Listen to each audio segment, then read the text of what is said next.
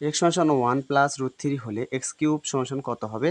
তো আমরা লিখতে পারি যে এক্স সমান 1 প্লাস রুট 3, আমরা কিউবের মান বের করব।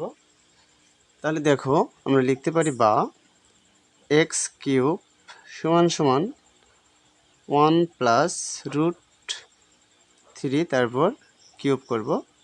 তাহলে বা এক্স কিউব সমান a plus b whole cube হলে তুমি সূত্র বসাবো কি 1 তারপর cube a cube plus 3 b square 3 square b, তাহলে 3 ইন্টু 1 তারপর এ স্কোয়ার রুট 3, এরপরে plus 3 A B square root 3 তারপর স্কোয়ার প্লাস বি কিউব তারপর কিউব করে দেব।